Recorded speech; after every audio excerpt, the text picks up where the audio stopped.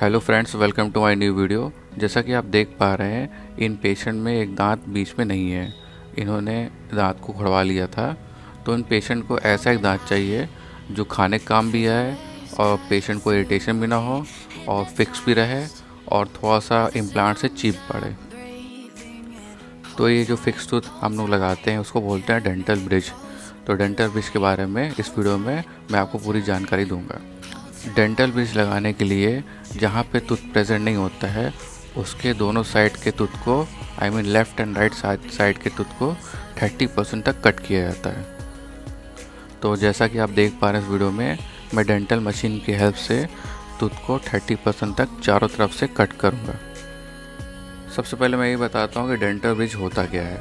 Dental bridge एक नकली दांत होता है जिसको पॉन्टिक भी बोलते हैं और उसको बीच में लगाया जाता है अगल बगल दांतों की मदद से। डेंटल ब्रिज 4 टाइप्स के होते हैं। पहला होता है ट्रेडिशनल, दूसरा होता है कैंटिलीवर, तीसरा होता है मैरीलैंड और चौथा होता है इम्प्लांट सपोर्टेड। इस केस में मैंने ट्रेडिशनल का यूज़ किया है और 90% टाइम ट्रेडिशनल का ही यूज़ किया जाता है। तो आज मैं आपको डिटेल में ट्रेडिशनल डेंटल ब्रिज के बारे में बताऊंगा। ट्रेडिशनल डेंटल ब्रिज एक नकली दांत होता है जिसको बीच में लगाया जाता है अगल बगल दांतों की मदद से उनके ऊपर क्राउन लगा के। ट्रेडिशनल डेंटल ब्रिज सबसे मोस्ट पॉपुलर डेंटल ब्रिज है और इसको यूज़ तब किया जाता है जब जहाँ पे दांत मिसिंग है उसके दोनों साइड में नेचुरल टूथ प्रेजेंट होने चाहिए। बहुत सारे रीज़न की वजह से ट्रेडिशनल डेंटल ब्रिज का प्राइस कम ज़्यादा हो सकता है। क्या क्या रीज़न है मैं आपको बताता हूँ। जितने ज़्यादा दांत मिसिंग रहेंगे उतना ही प्राइस बढ़ सकता है ब्रिज का।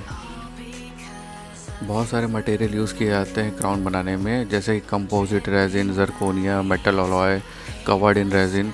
लेकिन सबसे कॉस्टली जो होता है वो जरकोनिया होता है। जितना ज़्यादा कॉम्प्लेक्स जगह होगी और जितना डिफ़िकल्ट होगा लगाना, उस हिसाब से प्राइस भी बढ़ सकता है। डेंटल ब्रिज लगाते टाइम अगर कुछ एक्स्ट्रा ट्रीटमेंट करना पड़ गया, जैसे कुछ पेशेंट को अगर कोई गम डिसीज़ है तो उसका ट्रीटमेंट करना पड़ गया या रूट कैनाल करना पड़ गया उसी टूथ में जिसमें डेंटल ब्रिज लगा रहे हैं, तो उसके वजह से कॉस्ट बढ़ सकता है। बहुत से लोगों का क्वेश्चन होता है कि डेंटल ब्रिज ज़्यादा अच्छा है कि डेंटल इम्प्लांट। डेंटल ब्रिज को हो सकता है कि 5 से 15 साल में रिप्लेस करना पड़ सकता है, पर डिपेंड करता है कैसे प्रॉपर केयर आप रखते हैं।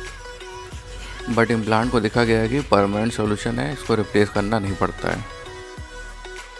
बट कुछ फैक्टर्स ऐसे हैं, चाहे डेंटल ब्रिज हो चाहे इम्प्लांट हो, दोनों की लाइफ कम हो सकती है।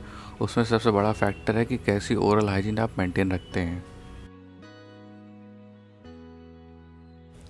सबसे बड़ा क्वेश्चन ये आता है कि डेंटल ब्रिज क्यों चाहिए। जब आपका एक दांत या बहुत सारे दांत मिसिंग होते हैं आपके माउथ में, तो आपको बहुत सारी दिक्कतें हो सकती हैं।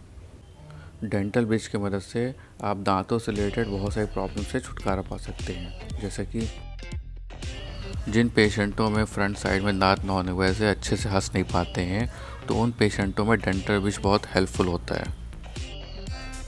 पीछे साइड में दांत ना होने की वजह से खाने में बहुत दिक्कत आती है, तो उन लोगों में डेंटल ब्रिज बहुत हेल्पफुल होता है। दांत ना होने की वजह से बहुत सारे लोगों को बोलने में दिक्कत होती है, तो उन लोगों में डेंटल ब्रिज बहुत हेल्पफुल होता है। आपने देखा होगा कि दांत ना होने की वजह से फेस का शेप भी चेंज हो जाता है, लोग उम्र से पहले बूढ़े लगने लगते हैं। तो ब्रिज की मदद से उसको भी ठीक किया जा सकता है। जब एक साइड दांत नहीं होता तो सारा फोर्स उस साइड लगता है जिस साइड दांत होता है, तो उसके वजह से जबड़ों में दर्द होने लगता है। जब दूसरे साइड दांत लग जाता है तो फोर्स जो होता है इक्वली डिस्ट्रीब्यूट हो जाता है दोनों साइड, जिसकी वजह से जबड़े में दर्द भी नहीं होता है। जिस साइड दांत नहीं होता है उसके साइड के सारे सराउंडिंग दांत जो होते हैं अपनी जगह से हटने लगते हैं दांत ना होने की वजह से। तो ब्रिज की मदद से उस चीज़ को भी होने से रोका जा सकता है। कुछ कॉमन प्रॉब्लम्स हैं डेंटल ब्रिज के साथ, उसको भी डिस्कस करना चाहता हूँ आपके साथ।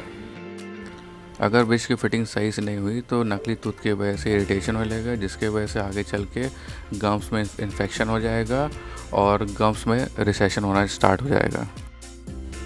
गुड ओरल हाइजीन मेंटेन करना बहुत ज़रूरी है। अगर नहीं मेंटेन करते तो ये बहुत कॉमन है कि दांतों में कीड़ा लगना चालू हो जाता है, और एक बार कीड़ा लगना चालू हो गया तो जिस टूथ पे ब्रिज टिका है वो ज़्यादा दिन तक चलेगा नहीं। जब दांतों की कटिंग की जाती है तो ये बहुत ही कॉमन है कि सेंसिटिविटी प्रॉब्लम हो सकती है, लेकिन अगर सेंसिटिविटी प्रॉब्लम 2 वीक से ज़्यादा चलती है तो कंसल्ट योर डेंटिस्ट। ये बहुत कॉमन तो नहीं है, लेकिन कभी जिस दांतों पे ब्रिज लगा हुआ है अगर उसमें कोई क्रैक आ जाता है तो ब्रिज फेलियर होने के चांसेस हैं। ऐसा नहीं है कि ब्रिज टूट नहीं सकता, बस ये कि थोड़ा बहुत केयर के साथ खाना है। ज़्यादा हार्ड चीज़ और ज़्यादा चिपकने वाले खाने अवॉइड करने हैं। अगर एक बार टूट गया तो इसको रिप्लेस करना पड़ता है। अगर रिप्लेस नहीं कराते हैं तो कुछ और दिक्कतें हो सकती है, जैसे कि इन्फेक्शन हो सकता है और गम डिसीज़ होने के चांसेस हैं। जैसा कि आप देख पा रहे हैं कि 30% कटिंग करने के बाद दोनों टूथ की कंडीशन ऐसी हो गई है, दोनों टूथ के शेप छोटा हो गया है। अब आराम से इन दोनों टूथ के ऊपर ब्रिज बन सकता है। कटिंग करने के बाद ब्रिज बनाने के लिए सबसे पहले ऊपर और नीचे जॉस का इम्प्रेशन लिया जाता है। जैसे कि आप देख पा रहे हैं, अभी मैं नीचे जॉस का इम्प्रेशन ले रहा हूँ, फिर उसके बाद ऊपर जॉस का इम्प्रेशन लूँगा।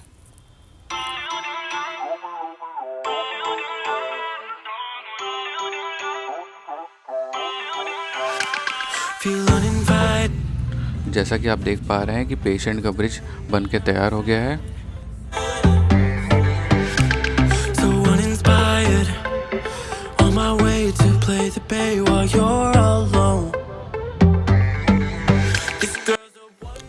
पेशेंट के दांतों के अंदर चिपकाने के बाद कुछ ऐसा दिखता है ब्रिज।